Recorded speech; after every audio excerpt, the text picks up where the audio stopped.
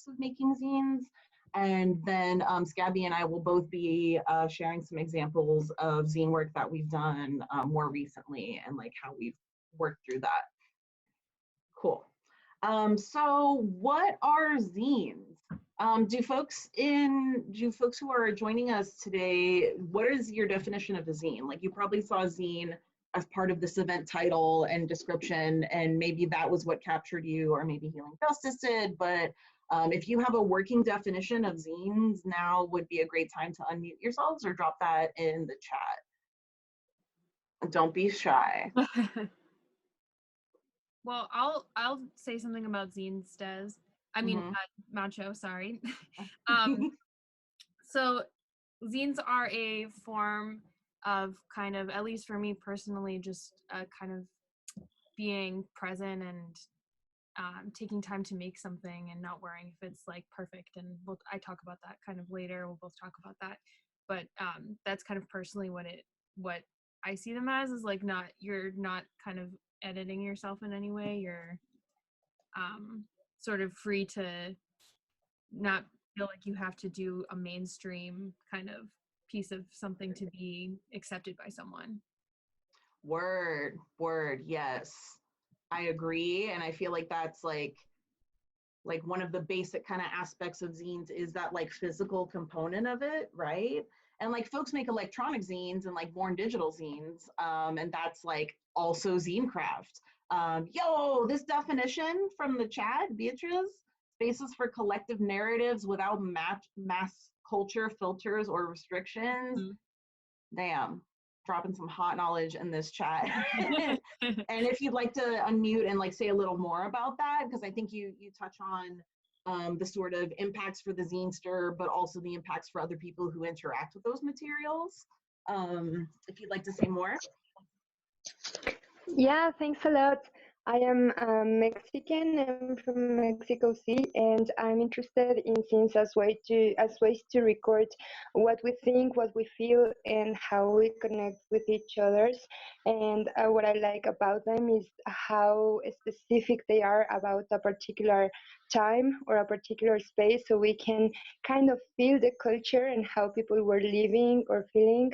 But yeah, just to keep it in a very personal way. Thank you.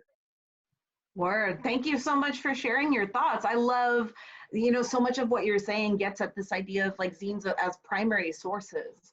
So like the courage that it takes to like write about our own experiences and the value of us documenting our own experiences from our own perspectives is also an important part of like what zines do. So I love like the what you were talking about as far as like to kind of, writing down our individual experiences, and also the value that has for other folks, because zines circulate so widely, especially now that like folks are making e-zines and stuff like that. So that's like a huge, I think a really important part of zines. Thank you so much for speaking to that. Yeah. Some of the other things that, really about zines that have brought Scabby and I together at Papercut Zine Library are also the sort of do it yourself, do it together, or like for us, by us type of ethos, where it's not about necessarily just like taking the advice of experts, but also learning how to do things and being able to not just express ourselves, but be able to share that knowledge with other folks, which like further validates the fact that we all carry so much expertise in us. Like we have all lived X amount of days on this planet. We all have a lot of wisdom to share with each other. Which goes into the expression component. Like this can be an expressive art. And Scabby and I will both like share examples of some zine projects that we've worked on that have been like more intentionally like informative type of zine projects. But the great thing about zines is that they can accommodate all ranges of content. So the sort of most basic definition that I think of is like collections, self-published collections of text and images, whatever that means. Cool. So if you have questions or you have comments, feel free to drop them in the chat, but we'll move into the next slide, which is activity time. Okay, so we've been telling you this whole time, yo, grab a sheet of paper. This is where we're gonna ask you to actually like do a thing with the sheet of paper. So I'm gonna stop share real quick. Of course. Okay, so I'm just going to spotlight myself. Hi. Nice work. Hi. So basically, the easiest way that we found to describe making the little 8-page zine, this is what it looks like when it's all done. It's a little like book, and then it has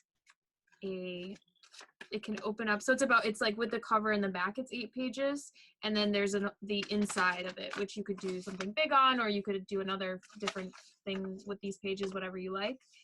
So basically, the way we're going to start by folding this is by taking our piece of paper and doing it what we call hot dog style, but just like the long way essentially, and lining it up and folding it that way.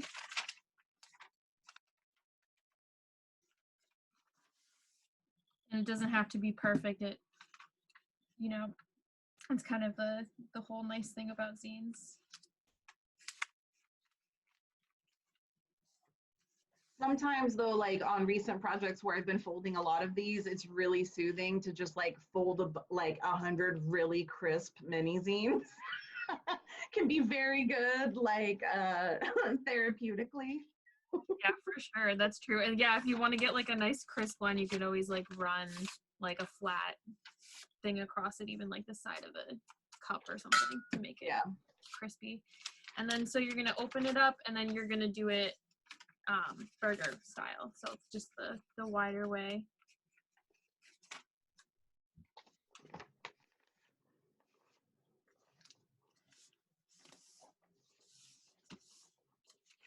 And then from there, you have this middle fold. You're gonna take these two. I got it. Thank you.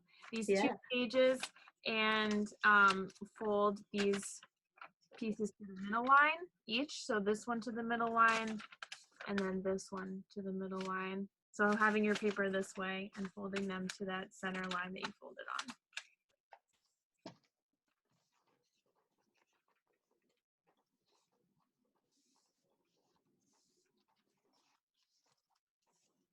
And you can think of these, you're starting to build the panels for your mini zine by folding it this way. And I feel like at this step, you can kind of start to see that.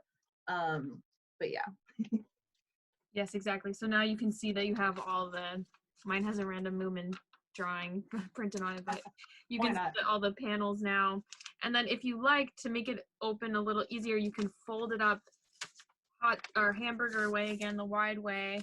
And then just the line that goes part of the way there, you can cut that.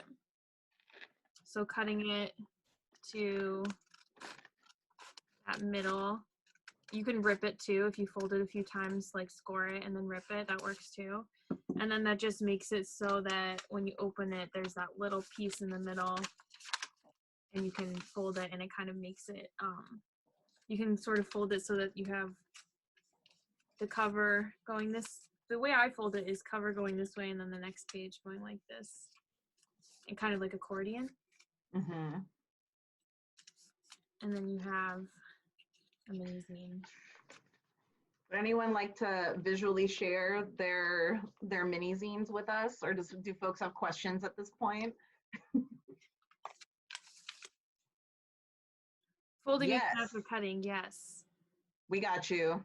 So after the cutting, so you can think about opening up your page again, and I think of it as like a kind of like a monster mouth, whatever. You can do your own thing, but you basically can create like that book shape from here because you have that opening now. So you kind of like take the diamond and then close it up and then figure out which way feels good to fold and then fold it up.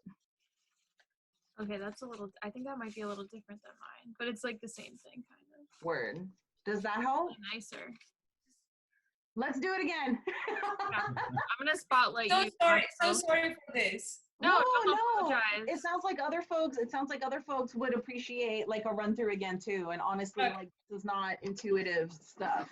Okay, so we have a full sheet of paper here. This is an 8.5 by 11, but it'll work with a smaller. Yes, repetition.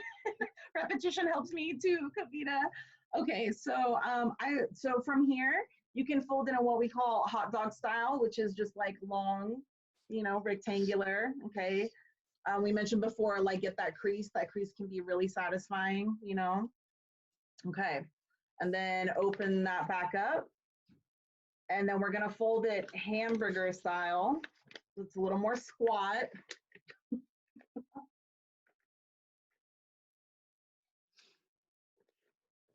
Okay, so then we have this, okay? So you can open it again, and from here, what's helpful to do is to fold in, once you have this sort of crease set and you have your middle crease here, is to fold the sides in, because that's gonna make the additional set of panels for you.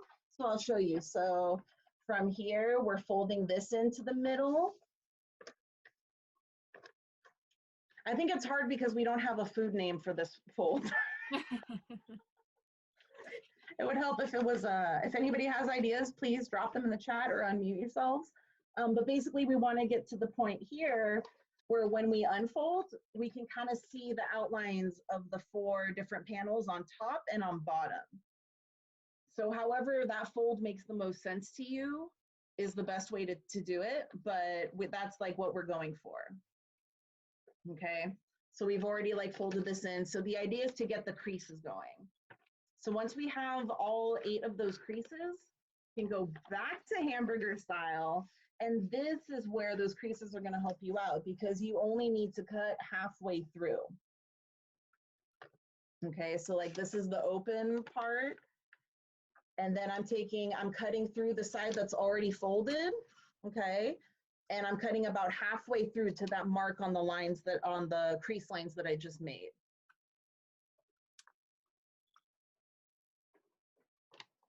So I'm just gonna, oh no, actually I have scissors. I have had scissors in front of me this whole time. I just ripped it before for fun, I guess. Okay, cool. So now this is like probably the most complicated step, but so now you have like a piece of paper like this probably. Okay, word. Okay, so the idea is that you're taking this piece of paper that you have creased and you're folding it over on itself, hot dog style, but you're also, instead of like, if you just folded it over, then you wouldn't even have 8 pages. You could accordion it and that's cool. But what we're trying to do is we're trying to create more pages for ourselves. So like when we fold it over here, we can actually open this middle crease that we just cut through, and we can turn that into basically 2 new pages for each side of our zine. Does that help? Maybe. Yes, that I was. see you. You're really close. You're really Okay, so let's bring that. So bring it together. And then you're so close. So then the next step is just kind of folding it in on itself. And it's okay if the pages are kind of like a squawk and like all kind of ruffled or whatever. But you on it. I see y'all on camera. That's it. That's it. So the idea is that when you, and it may not fold super neatly, like mine is like all like misarrayed and stuff. That's not super the point today. So like, it's cool if it's not perfect, but as long as you have like a small thing to take notes on and to do some activities on, that's really the goal of this. Okay, super cool. Thank you everyone for playing. Okay, so this is now your mini zine that you made that you can take notes on tonight for some of the stuff we're going to be talking about. So I can tell from time we're probably going to run a little over, but that's cool. You're welcome to stay with us as long as you want to be here. So super stoked. Thank you everyone for like going through this. But this is now something that you can do all the time, every day. I take notes on like movies and just like random shit using this format because it's nice and it like fits in my pocket. It's just a fun way to like write down information. Anyways, okay, I'm gonna go back to sharing slides, Gabby. Thank you so much, everyone. All right, we'll have more time for activities in a little bit, but we wanna tell you some stuff about zines too. So now that we've made zines, what's next? A brief history of zines. Okay, so where do zines come from is kind of a nebulous question. A lot of folks like think of zines and they think of like Riot Girl or like punk and stuff like that from like the 80s and 90s, and that's completely valid because those communities have definitely used zines. But when you really think about like what a zine is and what a zine is intended to do, one of the things that actually we didn't talk about yet is what the actual intent of making zines is, because one of the things that distinguishes zines from other types of creative arts for me, and Scabby and I were talking about this previously, is the fact that people make zines, they don't make them to make money. They make them to share that knowledge and information. So that kind of distinguishes zines from other types of publishing and other types of like creative pursuits, like why make a zine or why independently publish instead of doing something else. So to talk a little bit about the history of zines in the United States, in the 1800s, this wasn't just in the United States, but in the 1800s, scrapbooking was actually a really popular pastime by a lot of folks. And folks would basically cut and paste into scrapbooks and over content in existing books to kind of repurpose the content for their own ends. That's extremely zine-y to me. So I trace like the history of this kind of like intent and craft like back to here.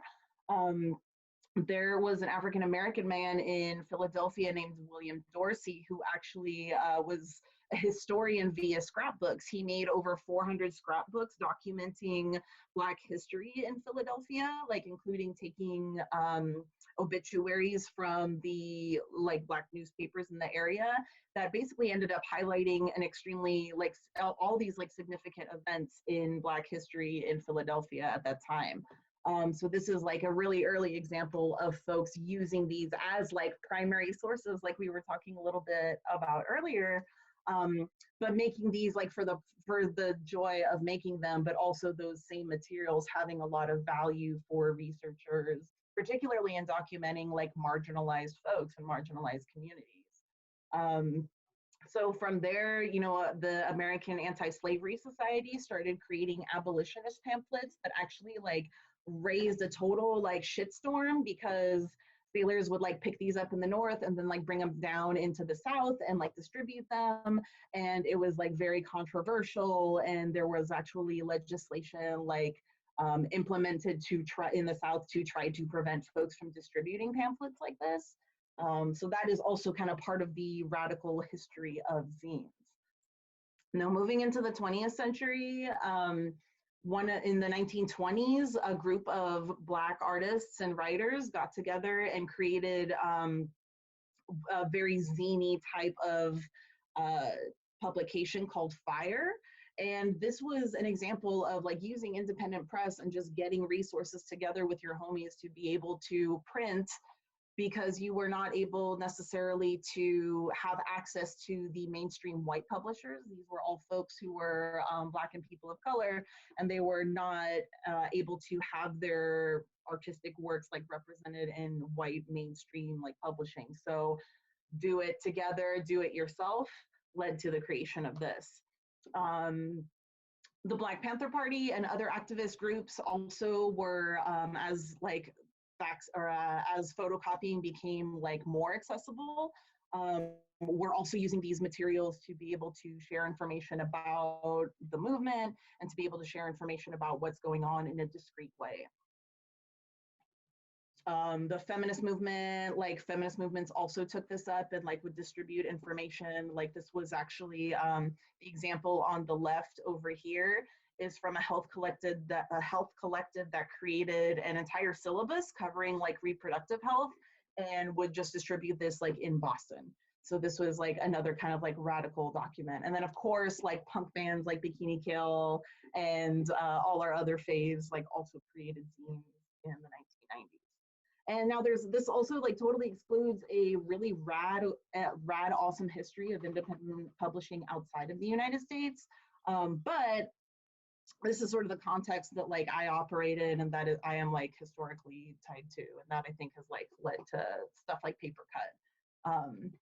So now that we have a little bit of an overview of like what zines and zine type projects have done, we're ready for our first prompt for our mini zine. So what we would like folks to do is we're gonna time folks for, what do you think, Scabby, 2 minutes? Okay, so what we're gonna do is we're gonna put on a timer. I'm gonna stop sharing real quick. And we'd like you to respond to the prompt about why make zines. And this can be, you know, something brought you to this workshop, something brought you to this space and this time right here, right now. Why make zines, or what kind of zines do you think you would make if you made zines? Do you want to add anything else, Scabby? Yeah, if you want, you are welcome to do it in the thing in the little mini zine we just made, and you can also type it in the chat if you wanted to share with others about why make zines. Word. Should I start the timer now? Please, yes, thank you. I was just like trying to find the app on my phone. So 2 minutes. Scabby and I are participating in this as well, so. Okay, it's been about 2 minutes now. We just kind of wanted this to be a short chance to write down your thoughts. Yeah. If anyone wants to share what they wrote. I wrote down to inform folks about something. It's like an informational kind of component to it. I actually wrote that too, yeah. And what else, folks? Anybody else have thoughts on like why make zines? Why make zines instead of something else? Like why make zines instead of a website? Sorry. Yeah. Yeah, for me, making scenes is because exactly it allows error, and it can be taken in a more personal way. So I can talk about difficult things that if I would make a video or a piece of artwork or something like that, it will be either more abstract or more formal. And I want to make scenes about food sovereignty. And making photographs or images about food can get gross if you don't have a good camera or like system. Word, that's awesome. That's awesome. And I think you touch on something that we're going to talk a little bit about later. But the sort of interrelationship between like more like academic or scholarly research and like personal experience and like cultural and like our like overall experiences. So super excited to hear more about that later in the session. Yes, definitely. Rules. You make up like whatever it is you want to add to the zine. And can we see how the final zine might look like if you have a sample? Yes. I think I have some right here. So we have this is one for paper cut that we did. So it might actually be folded differently than Macho's. Because we had like a front and a back with ours. Oh, we have slides that show what this looks like, actually. Okay. Now that I think about it, yeah. Here, I'm gonna pin you. Okay. Oh, thank you. Show us. Wait, I might have to be. So this is one that we did for paper cut where we have like a back and a front. So we folded it a little differently, but basically like this. I think I could do it the same way, where it's like making this shape, and then you're kind of folding it. Yeah, I feel like it maybe helps to have like like the pages that are like the front and back for the example is what I'm realizing now. Yes. Yeah. And then when you fold it, it would, sorry, I have to put it down to kind of get the folds in there. But it would look like this when it's folded. So you'd have the front, these pages. And that all comes from those cuts we were doing earlier. And so when you open it, it's like that. So just folding it up like this, basically. This is not very neat, but. So yeah, but it doesn't have to be. It doesn't have to be perfect. And I feel like that's actually like one of the things that stopped me for a long time from making zines was like, it has to be perfect. I'm not an artist. I don't draw stuff. I'm not even a doodler. Like what there's so many reasons to not make zines or like to I don't know. I feel like I don't know, maybe Scabby can speak to this a little bit, but I feel like that on the flip side of why make zines, like let's also talk about like some of the things that may keep us from making zines. Um, so Scabby, I'm gonna move this forward. Maybe you can drop some knowledge on us, perhaps. Yeah, for sure. So this is something that we kind of talked about, and I talked about in some of slides that we had made together, but I definitely have issues with like perfectionism when it comes to zine making. So I think a lot of times, like, you know, you get so worried about making it that you don't actually ever make it. And one of the first things that Macho Queen said to me when we were doing, when I joined Paper Cut was like, basically make it first and don't care if it looks perfect or if you can fit all the information, just like fold up a thing and write on it. And then you have something to work with to get yourself started, basically. So it doesn't have to be, it's something that it can, like anything else, like it doesn't have to be perfect, and there's always room for like making it better if you are sharing it with other people. So I think it's more about just getting the information on paper and not caring about how perfect it is. There's a video in the chat that I posted in the chat that should help with like the looking at it, how to fold it a little better. But for now, like, don't worry about it. As long as you can, even if you just have a piece of paper that you're taking notes on, that a zine can be anything. So it doesn't even have to be this right now. It can be whatever you want it to be. But don't worry about, even if you don't even have to make this cut in the middle. You can literally just fold it the way we told you, and then just do it in accordion fold if you want, if that's easier. And that's I feel like something that is an essential part of zining is just like doing it and then doing it again and doing it better and like doing it again and doing it a little bit worse and then like doing it again and doing it better. For sure, definitely. I'm gonna go back to sharing our slides because I feel like that's very related to what we're talking about actually. For sure. Yeah, so I just started to talk about this a little bit, but so basically the psychology of perfectionism, I think, is something that plagues me a lot when making things. So it's kind of like in the diagram here, you can see this very advanced diagram. But like these things that kind of get in the way, like this fear of failure and procrastinating, and you're focused on the results and being critical of oneself. So it's like, it's almost like self-sabotaging because you're essentially like putting yourself in a position where you can't really get the things that you want to get done because you're so focused on what the result is that you're not even there physically and presently because you're thinking about how you did everything wrong instead of being in the moment of making something, which is like the whole point of zines.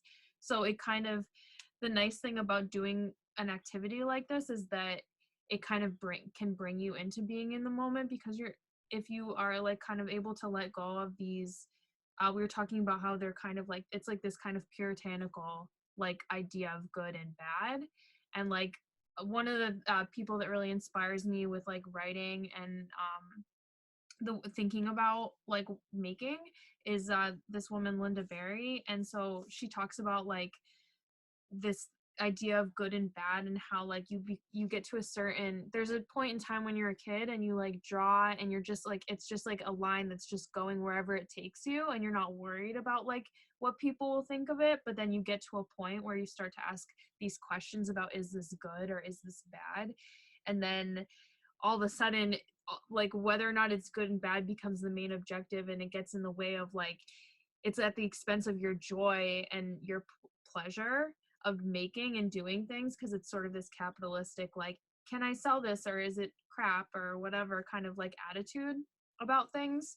So I think like being able to do, it's kind of like a form of play therapy essentially. Another thing that I've read about perfectionism is that it can often come from a place of trauma where you're sort of, you had chaotic things happening in your earlier life or at some point in your life, and then so being a perfectionist is sort of a way of ordering things and putting them in place that it to make it kind of like helpful for yourself. So this is a way that you can kind of order things and gain a sense of control and empowerment by making something, but without without focusing so much on like whether it's good or bad and focusing just on the making of it. It can give you a sense of control in a form of like play therapy, because it's like a patterned behavior, because you're just writing for a long time on something and drawing or whatever it is that you're making. So that patterned behavior starts to build like a positive association with pleasure of making things. And so I think the more that you just make stuff, and the less, sometimes it's better to think less about it and just make it, and then from there you have something that you can work with, and you can say like, you know, of course you can always share your zine with someone else and see what they think, and or it could be just for you. It's really whatever you want it to be, but it's about like making and about being less than and being enough, essentially. Yeah, so I think that's what I would say about the psychology of perfection, and trying to like not fall a victim to these ideas of what we should make, or yeah, like ideas of what good, like what is good enough art, like to come from your hand, like, and this, yeah, sorry, not to like jump in too early, yeah. But you know, when Scabby and I were talking about this, like I got really excited because like I felt this in my bones, and also thinking about like why make zines. And this is art from an account called Baby Anarchists that does amazing visuals like this on Instagram. That's their primary platform as far as I know. But I think of these posts a lot, especially when it comes to zines, and this already touches on different things that we've talked about today. But like, you know, that perfectionism is so real, but like when Scabby and I were talking about this, I was like, dude, that perfectionism is the cop in your head. Like that perfectionism is like the colonial impulse to like self-destruct and diminish instead of actually nurturing creativity, and instead of actually nurturing like growth and creative practice. So to return to some points that we have addressed like so far, but that are also really beautifully illustrated by these two images, I think. Love is, you know, documenting our own stories, like folks were mentioning earlier in the session, and it is also like killing that voice that says that you are not enough, or that your art is not enough, or like an expression of yours is not enough. Like that is that's really hard to do, and it's really hard to undo. You know, like Abby is saying. But that is, I think, that is something that I think makes zines really important as a medium that doesn't really have any rules, and that allows us to kind of like create our own narratives about our lives that are not like dissected by scientists and scholars and so on and so forth. Yes. Do folks have any thoughts at this point? Any questions, concerns, or thoughts? I feel like I haven't seen y'all in so long. Mm-hmm. That's cool. We'll see you in the chat. Well, good, because it's time for another activity. So we would like you to do a 1-minute portrait of yourself. This is timed, but having something timed does not mean that something is graded. And that is something that I've worked very hard to get out of my own head. But giving yourself just unmitigated time to focus on a specific task. So again, this is not about making the, you know, color on my hair perfect or getting the angles on my glasses perfect. This is just about taking a second to think about what it means to draw yourself, or like taking a minute, not even a second, taking 60 whole seconds out of your day to draw yourself. So anything you want to add to that, Scabby? Thank you for saying that, honestly, because like that just reminds me of like being like someone who always felt like I was slow because of like things like multiplication, like timed things. So it's oh my God, yes, for making that distinction. Yeah, it's not about doing it good, it's just about dedicating your time to it for a little while. So I'll set the timer this time if that's cool with you. Yeah, thank you. And this doesn't have to be like a picture of your face necessarily. It can be anything that represents you, that's like what you consider a self-portrait. Yo, thank you for saying that. Okay, So we are starting the timer right now. So you do not have to share this with us, but would encourage folks to do this just at like regular intervals. Just draw, like even take a minute or 2 minutes or 3 minutes to just draw. I know, I'm like still doing mine because I'm having fun. Word up. I'm gonna keep it moving, but keep drawing and add those like flowers on your shirt, you know, like there's no reason this is, you know, I know it helps me a lot to be taking notes and like kind of scribbling, not doodling, but scribbling while Yeah. paying attention to things. Yeah, definitely. Oh my gosh, Linda Berry, here we come. So about this self-portrait business, what do you think, Scabby? So, sort of, well, thinking about reflection and image is like, it's nice to work with images, I think, as a way to kind of get yourself to almost like working backwards. I find it's like a helpful way of learning how to write about things, because I think a lot of times we use like fancy words to try and write something, and we feel like we might have writer's block. But sometimes just using, like, for example, Linda Berry, this is a page from her book where she has people pick out like 10 different words from a word list that she kind of created from like cutting out words in books and pasting them on this long list. And then she would pick out a word, or you would pick out a word from the list. I did one, for example, the other day of shoe, and I listed 10 different memories about shoes. And then all of a sudden, these like memories of different shoes that I had were kind of coming back to me as I was making this list. And then I would choose one from the list to start writing about. And the way that she suggested doing it in her book, What It Is to think about what's in front of you, what's to your right, what's to your left, what's behind you, what's above and below you.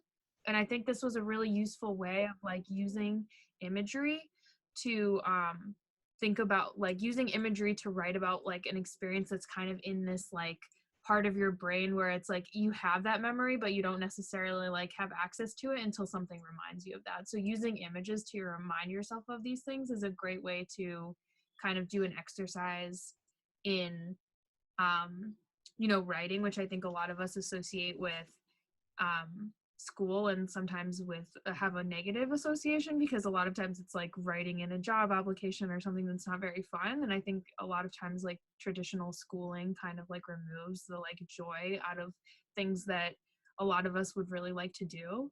So I think that having a chance to like take the time to make a zine and reflect on things is really important, because it can kind of give you new connections to these things that we were taught in a way that's like kind of stripped them of like what makes them a big part of how we grow and change.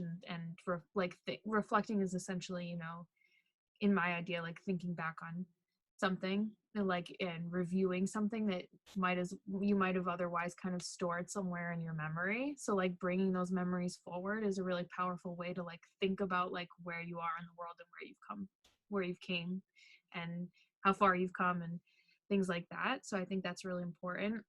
And I think that it can also give us this like another thing that we've talked about with like zine making is like these connections and like creating a ripple. So it's like something that feels really small can make connections with other people and kind of start this like sort of snowball effect where a lot of people are affected by it. So I think that it's important that to realize that our experiences are part of that. And so like for example, I used to get these zines that were written under a moniker, Comet Crowbar, and I loved them, and I had like a bunch of different ones that this person wrote. And then years later I ended up like working with this person and like being really close friends with them, and then I like was like, oh my god, I have like all your zines. And I feel like it was weird. It was just like, oh, like now I have a face to that person, but before it was just someone who kind of inspired me. And I feel like you can make those connections with people and it creates like this hopeful energy. I think a lot of it is about this hopeful energy, which Macho Queen was talking a lot about, kind of like how we see ourselves in the future. And I think like especially like, this is kind of a weird day, so for a lot of us, I think, all of us. And so I think like a lot of times when things are hard, it's good to have that like hopeful energy of like reflecting and thinking and realize like working through your emotions sort of so they can move through you instead of being like stuck inside you. Word.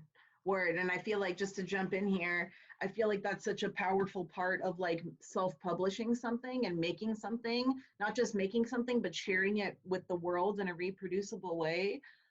There's so much power in that. There is so much power in claiming your narrative and sharing that with folks and documenting your experience. You know, like perzines is what we always think of, like personal zines where folks are writing kind of almost journal style, like to a eventual reader. You know, like part of the hopeful act of making a zine is assuming that someone's going to read it, you know. And people do read it. And like an example that I like to bring up is like when I was at a school in Boston, at a college in Boston, I was like TAing for a class, and the class had assigned a specific zine that had to do with like trauma and health and stuff, and it was one of many zines that were assigned. In any case, one of the students in the class had a parent who had a extremely rare form of cancer that they were really struggling to find information about through scholarly articles, through blog posts, through like CDC information. And what was crazy was that, like, by coincidence, or maybe not, what the zine that was assigned for that class was actually a zine written by someone who had that specific type of cancer. So this student was able to like have that perspective and like be able to support their parents and be able to support themselves in a really important time for them because of the power of zines. And that goes back to like, you know, if this is like not a super common condition, like why would it, you know, this goes into like access to information and the importance of like personal narrative and the importance of personal, actually, I think we're going to get into this in the next slide, but going back to this idea of like, what do you need to say? Somebody needs to hear it. I have read zines that have changed my life. I have read zines that have broken my heart because I like recognize myself in them, you know, and that's, you know, I love Scabby's example of like actually being able to meet the zinester and be like, oh my God, I like already know you. Like, yeah, it's so weird. yeah. But that's one of the like super brave things that like zines can help us channel and help us do, because, you know, I don't put my name on my zines. You know, I am Macho Queen. You know, you can see my name is Des, but like that's it provides me with courage to be able to publish these stories that are otherwise like, or not stories, but like these aspects of my existence that are otherwise, where else would that info go? You know, like I'm a devoted diarist, but I think it's also important to like share experiences that we have, even if it's like the act of like processing through that like perfectionism stuff that Scabby was talking about earlier, like even reading someone else's narrative of that in an honest way, like that hasn't gone through like 7 levels of like capitalist publishing, like nonsense, you know what I mean? It's like really empowering. So I'm going off a little bit, but do folks have thoughts on this at this point? I know we're out of time. I warned folks earlier that we're not going to be staying on time, but super happy to be here with all of y'all. Like, can we take a second to like cameras on if you're comfortable and just check in and like see how folks are doing? Here, I'll stop sharing too. Hello. What do folks think? Oh my God, I love that. Amazing. Awesome. Love it. Love some documentary works. Yes. Oh my gosh, nice. beautiful. A little spooky energy too. Love it.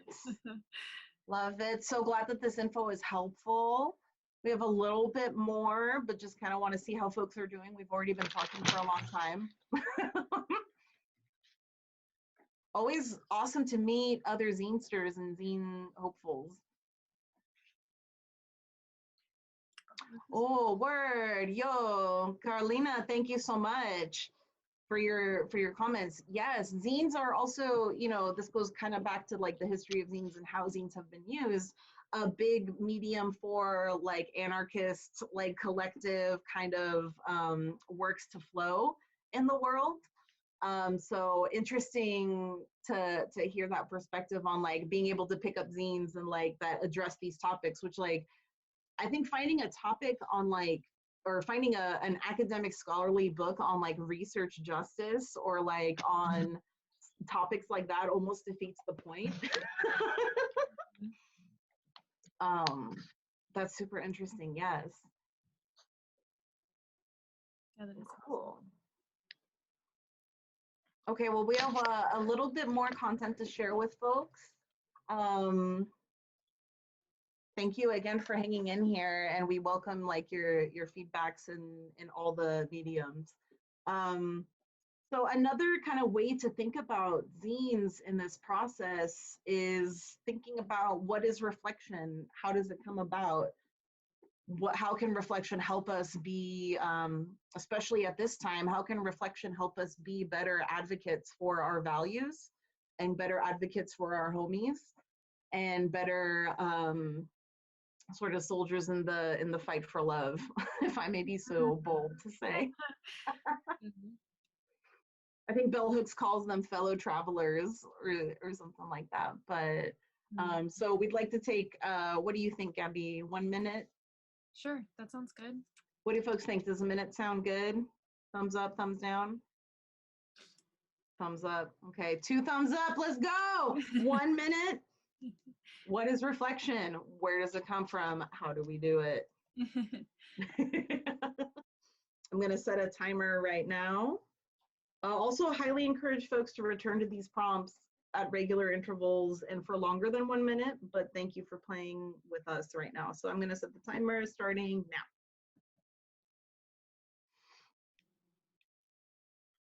Thank you for playing, folks.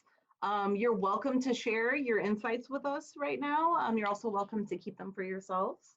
What do you think, Gabby? Should we move to the... Should we move forward? Move on, keep it moving. I know, we really appreciate y'all being here after time. We're now going to talk a little bit about some of the ways that Scabby and I have actually like worked with zines, with the hope that this can help like generate ideas for how y'all might be able to work with zines in your own practices. So Scabby, take it away. Let me get this screen sharing set up. Thank you. Yeah. So another thing that we wanted to talk about with making zines is, I know we just went over all this like, don't worry about being perfect and all of this stuff, but we also do want to talk about like when you're making a zine, for example, with like scientific information, say for example, you made one about coronavirus. We really like to think about responsibility of information when we're making zines and making sure that what we're putting out there is from credible sources, that you're protecting that if you want to protect your identity, like Macho Queen was saying, they make zines under that moniker of Macho Queen. So maybe you're writing a personal zine, but other people are involved, and you know you might want to use a different name for them to protect their identity. And then this example that is right here is our Narcan zine that we made at Paper Cut, which has information about overdose deaths with different like heroin, oxy, meth, coke, other opioids being laced with fentanyl, and how the increase in that has caused an increase in deaths. And so basically this harm reduction information of giving people info about like health and safety stuff related to Narcan, and also from different places we went.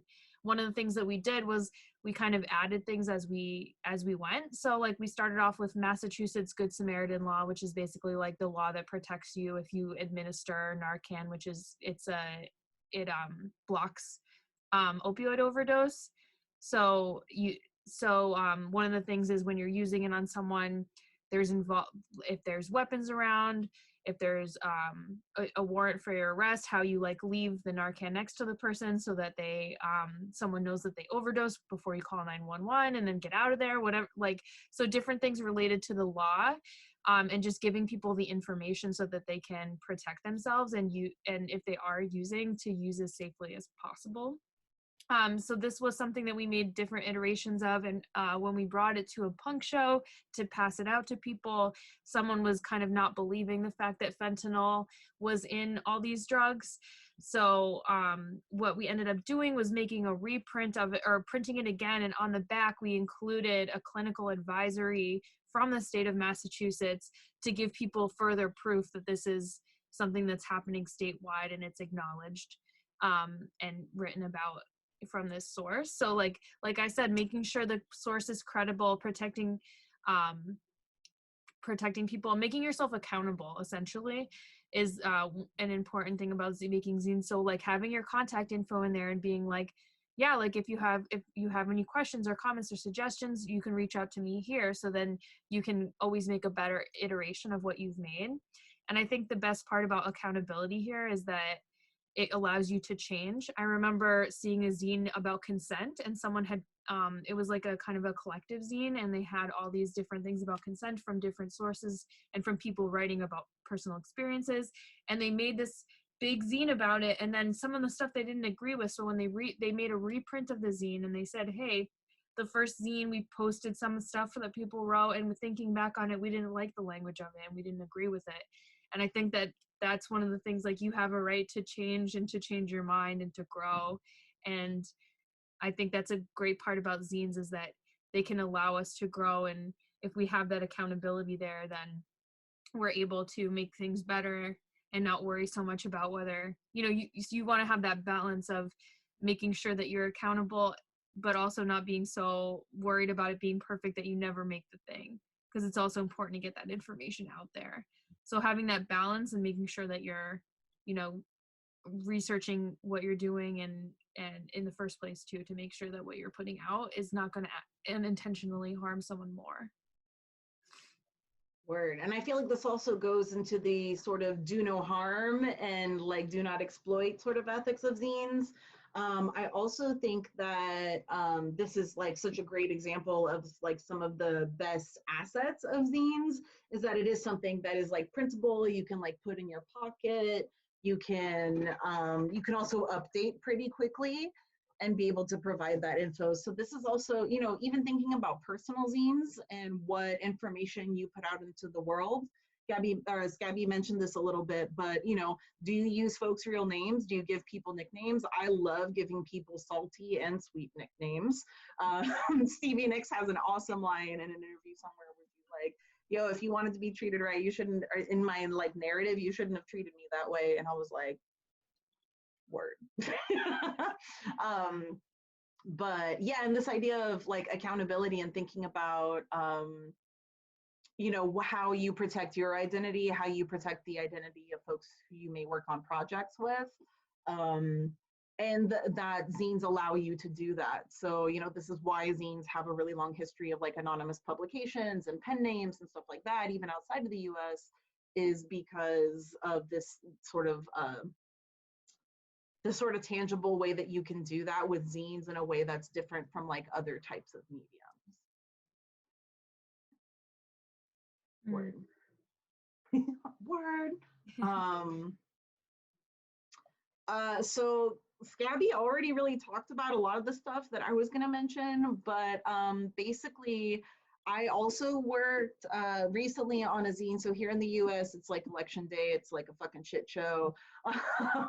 We're all doing our best. But a couple months ago, I started working with a group of friends here in California to do these Know Your Ballot zines that were basically not unbiased, but were really research-driven information about different propositions in California. There were 12 on the ballot this year. So part of this is, and if you're looking to do, or if you're thinking about maybe doing a project like this, where you like get some folks together like Scabby and I did and like work on a project, it's like definitely something to think about, like coordinating people and making sure that you are on the same page with folks. And it's research, you know, there was one proposition in California that was basically affecting 3 different laws that had already been passed, and trying to filter that down into language that like my uncle, who did not, you know, complete a college education, would be able to like understand, like from, and that's like no judgment or anything, but I think one of the things that is really difficult about like ballot information and knowing your rights is that the language is extremely obtuse, it's extremely legal. And so part of our sort of research process was figuring out the best way to, there's a subreddit called Explain Like I'm 5. So like that was kind of like explain like I'm 5, like what will this thing actually do? What does a yes vote mean? What does a no vote mean? And making sure that we're using credible sources in doing so. And, you know, although me and the folks that I am working with are like fairly radical in our politics, we believe in abolition, we believe in like anti like racism, like all these, we believe in a better world. We didn't necessarily like put that explicitly in the zine when we made that decision as a collective. We were like, we are going to, the area where we really decided to focus on was like the context for different zines, which really kind of like spoke so much about the context. So for example, like this proposition, restoring voting rights to people on parole, it's not necessarily, where I live, it's not necessarily about just advocating for abolition, but also providing the actual statistics and the actual credible resources that actually communicate what the numbers are. Because like, so once you actually put the data together on many of these issues, it's very clear if you're coming from a human justice and a social justice standpoint, like what your politics are. But voter guides don't necessarily provide that context. So that was kind of the goal of this project. So like credible sources and being accountable to that. So for example, we created a link that folks can go to, you can go to right now, that has a document that has like the actual sources where we were quoting from and links to further information about those propositions. So maybe not as relevant since it's like whatever time in California right now, but this was another example, you know, kind of thinking about what Scabby was talking about being accountable to the information that you put out, especially if you are intending to inform folks about something. So, yeah. So making with intention, and this is I think the letter, Scabby, that you included in the Minizine, is that right? Yeah, so this was the clinical advisory from the Commonwealth of Massachusetts. Word. And then we also included this little story about Rat Park, which was an experiment basically where basically talking about how we see addiction and kind of changing the view of how we see addiction from like more of a connection seeking habit than like something that we shame and ostracize and you know, people's kind of preconceived notions about what using drugs is. So that was part of our goal with that. And that also goes back to like every action that we take, not even zines, but like every action that we take is like a political decision, right? So like everything that we do is a political decision. So like making the choice to be like providing more information to folks to be able to make their decisions in like a more actually informed consent kind of model is a really powerful thing, you know, like actually trying to make that part of your goals is a really powerful thing. Yeah, for sure. I think it's really cool to look at the voting zine that you made, because it already makes me think like, wow, why do we have so many less questions on the ballot? You know what I mean? That's a lot of questions compared to Massachusetts had 4. It'd just be cool, like if, you know, for example, if someone in each state made one of these things, you could really see how different it is. Word. And you know what? We actually made a template, and I feel like it took a long time to do this year, but in future years, like we did make a template that allows folks to plug in the sort of information for their different states and be able to like print out the same kind of whatever, I wouldn't say nice looking, but this type of thing. So yeah, so this is like a part-time or like a short-term, but also long-term kind of thing. Mm. Yeah.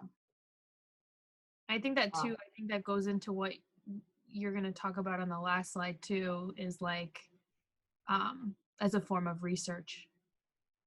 Yes, yes. Thank you for that awesome segue, Scabby. So this is a graph that was created by a group called the Data Center that was operating in the Bay in San Francisco, California, up until a couple years ago. But one of the things that this group, they were like a community-focused research kind of group. And what they did was they developed this model that I first came across a couple years ago and has always really stuck with me.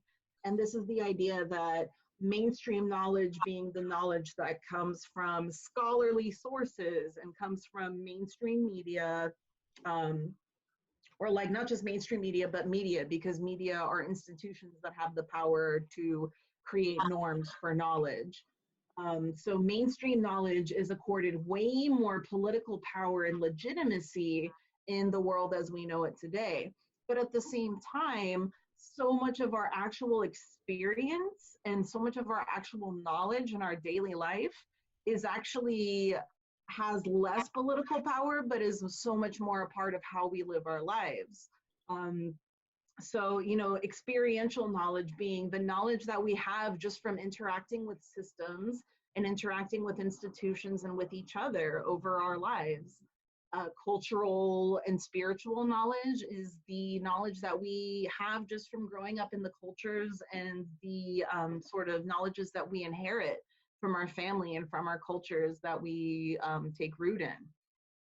So although this knowledge has less political power, this knowledge actually matters just as much as this other knowledge. So research justice, as described by Data Center, talks about these three different types of knowledge as actually working together and having equal political power and legitimacy. And I think this is really powerful, especially when we think about zines and the way that when we write zines, if we're writing to inform, you know, we can also include like our experiential, like the zines make it really easy to include the experiential narratives of stuff that we've gone through, and to also cite an academic source if we feel like it, you know, and to be able to kind of balance, zines are a really great medium to be able to balance these three different types of knowledge. Whereas, you know, mainstream knowledge really follows kind of rigid formulas for what is newsworthy, what is scholarly, whose research matters, let alone the fact that these institutions are largely controlled by like white folks. So thinking about zines as a way to sort of get at this idea of research justice and bringing like a well-researched and a accountable version of our experiences, like to be able to share with folks, that's a really brave act. But I think about this all the time and like how zines can support diverse knowledge practices. So I'm curious if folks have thoughts about this this like diagram specifically, if it's like unclear or if folks like have things to share, like immediate responses to it.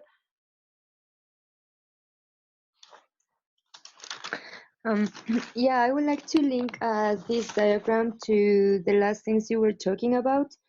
I was thinking on reflection as a self-acknowledgement or a way to see us represented in our communities in a transversal and somehow timeless, faceless, spaceless representation that somehow allows us to connect faster through empathy than through other means of being together. And these ways of knowledge, they organize the being together, yeah, in the macro politics, but also how we move inside them through personal experience. And yeah, that's it. Yes, that's so much. Thank you for sharing that. Yes, that's exactly the point. That's exactly the point is, you know, there's, you know, you cannot discount the value of like, I have lived this experience and I know this to be true. And the control that mainstream knowledge has had over so much of like our common cultural knowledge is really coming to a front right now in the United States, you know. So, and elsewhere around the world. But yeah, Scabby, do you have some thoughts? Yeah, I think what you were saying, I think that was Beatrice, connecting the question of reflection to this, I think is really true, because it's kind of like thinking about thinking, which I think is something that you don't really do in like a lot of mainstream knowledge. It doesn't have that like quality of like introspection in a lot of ways. A lot of times it's like remembering facts and dates and things like that, and a lot of times it's less about like actual thinking. So I think when you reflect, that can be a really powerful Yes. form of knowledge. Yes, and being able to understand your experiences with new knowledge and be able to re-understand your experiences like with that knowledge in mind. Mm. Awesome. Okay, I'm gonna advance if no folks have other questions. This is I think our last prompt. So hopefully you haven't run out of pages. And thank you so much again to everyone who is like hanging in here with us as we go wildly over time, but hopefully you're enjoying it and getting something from it. So, what stands out to you out of what we've talked about so far? What do you have questions about, and what are you inspired to make? For this, we will do, I think, 3 minutes we talked about. Yeah, that sounds good. Would you like me to do the timer? Yes, please. Okay. I'm going to start the timer now. 3 minutes. Awesome. Okay, this time, since we've gone in here, we've spent all this time together. I would really love if folks were anybody who's comfortable to share any of their sort of scribblings from the last 3 minutes with us.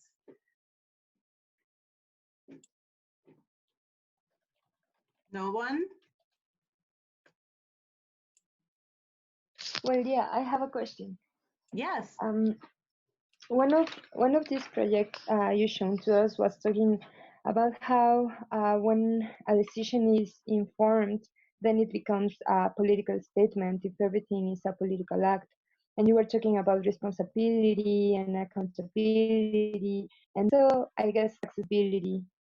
So what stands up for me, or my particular question is about security. Security is really important because there's a lot of surveillance and retaliation.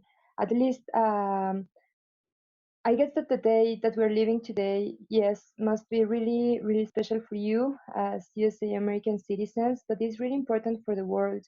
And the biggest commercial partner of Mexico and the biggest amount of Mexicans out of Mexico are both USA and I guess the most expats are also in Mexico. So Word. we're like really connected. And in here, the way we live the war on drugs has to do with the country being highly armed, but with less civil regulations and with less political representation. There's a lot of fear. And one of the important things for us is how to talk about these political statements, but in a secure way.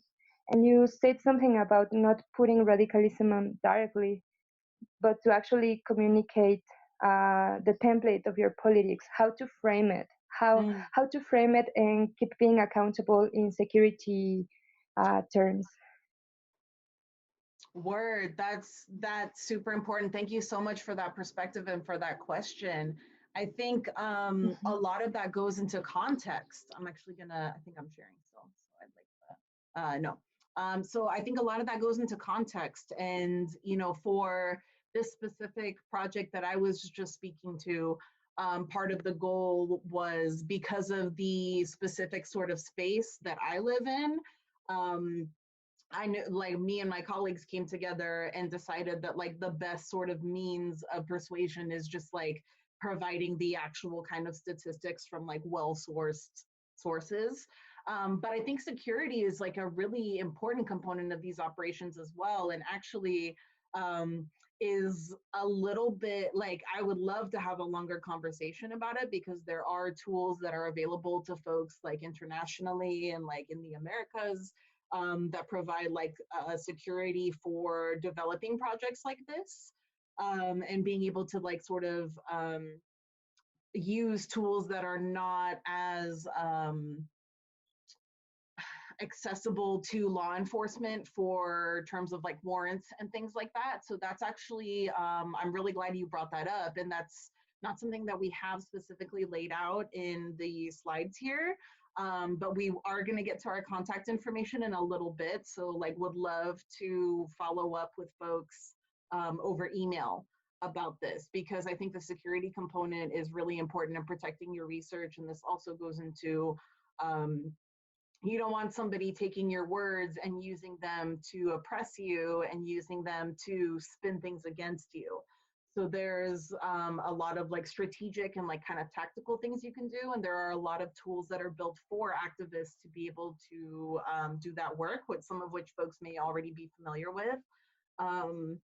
But to give kind of like a quick answer, like the decisions that we made for the Know Your Ballot zine were very much because of like the specific circumstances. Like, to be totally transparent, I live in a like kind of a tourist town, like on the coast of California. And so the demographics of my city are a lot of like Spanish speaking folks who have been in the area like for a long time. And then there's a lot of like extremely insanely wealthy white folks who also live like within my jurisdiction. So these were like some of the considerations that we kept in mind for like our specific context. And, you know, even thinking about if we were actually trying to mount this on a like state or national scale, our strategizing would have been super different. So just to kind of like give another shout out to like strategic organizing and really thinking about like what your goal is for the project that you're looking to do is a helpful component of that. And that will also help bring you to like the tools that you need to actually do that thing. I hope that makes sense. Scabby, do you have thoughts? That was a great answer. Honestly, I didn't know how to respond to that, even though I think that's an excellent question. But I appreciate what you said about the different ways that you can kind of resources essentially for like people to protect themselves further from like things like that. But I think what you said was great.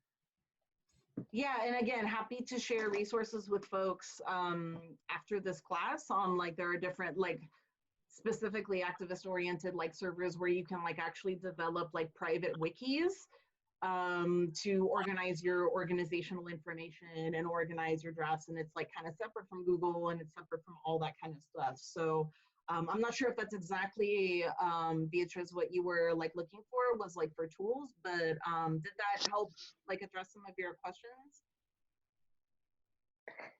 Thanks a lot. Yes, part of it. Mexico with Syria and Iraq in the last couple of years have been the countries where more journalists are killed. And a lot of people is getting disappeared. Anarchism is targeted by what will be the CIA of Mexico. The political police targets anarchists, and it doesn't have a definition for that. They just say that they don't have a definition. They don't have a procedure for detentions.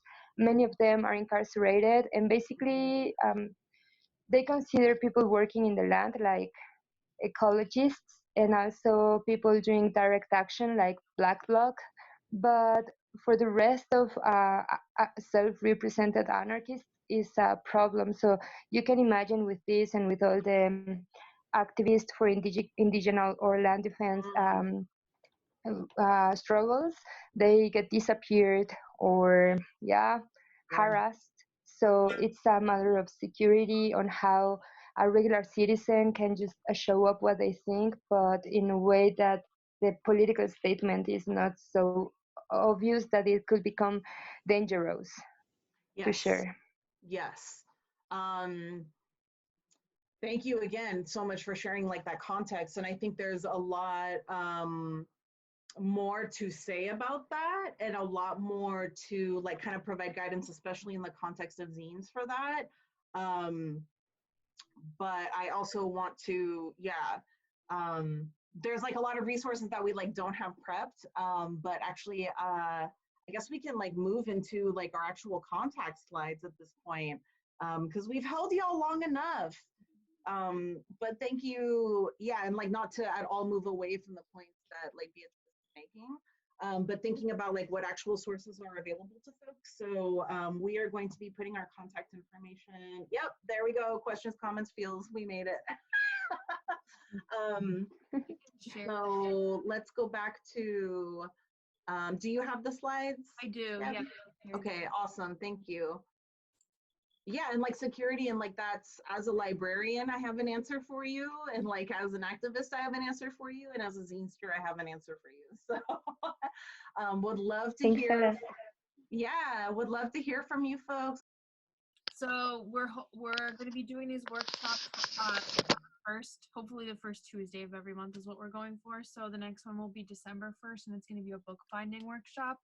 So just kind of like the basics of making your own book, the materials you might need, and what you might be making your book for, and going through the basics of book binding essentially. And then after that, we are in the works of creating our next upcoming workshops.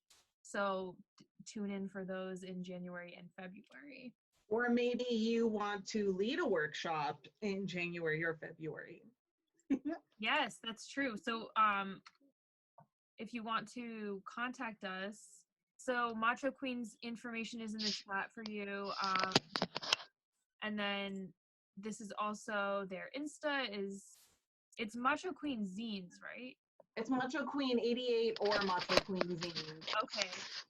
So, and then of course am the volunteer coordinator at Papercut. So I just put the Papercut email, papercut@riseup.net.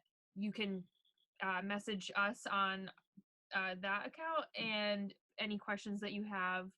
If you want to get connected to anyone else, I can do that as well. So any questions directed at Papercut, if you want to get involved in the zine library, you can go to our Facebook, you can email us, and you can I would definitely visit the website, because the website has updates on everything that we're doing, including upcoming workshops and events and past events and all of that stuff.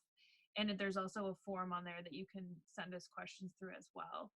Yeah, so I think I think that's our slides, but happy to hang out and answer more questions or talk with folks kind of generally. Thank you all so much for like coming here and sharing this time with us. I'm really, oh my gosh, our pleasure. Yes, our pleasure, Kavita. We'd love to hear, especially if folks are thinking about any zine projects to make right now. We're happy to like brainstorm that. I'm just going to speak royally, but I think we're both happy to brainstorm like zine ideas that folks may have. Yeah, for sure. Yo, a cookbook zine? Oh. Okay, so straight up in 2017 for Thanksgiving, I went to Thanksgiving at my friend's house. Yo, thank you, Kavita. I went to Thanksgiving and we were required to make a zine page about the dish that we actually brought to Thanksgiving. So that was awesome. I highly encourage folks to do it, especially right now. It's winter time, you know, it's like end of the year. Like if you're cooking a lot of nice stuff in quarantine, then you might as well write it down for someone else. That's awesome. Yeah. Any kind of food zines, I feel like that's actually perfect. I feel like this is the perfect size for like a little cookbook. Yes, like here's how to cook one thing. Or even just a recipe, like if there's not too many other things that are involved. Exactly, that's what I mean, like one recipe per mini book, that would be perfect for me. Yeah, for sure. Yo, thank you all so much for hanging out here for so long with us. We went like way over time, but we're so happy to spend it with y'all.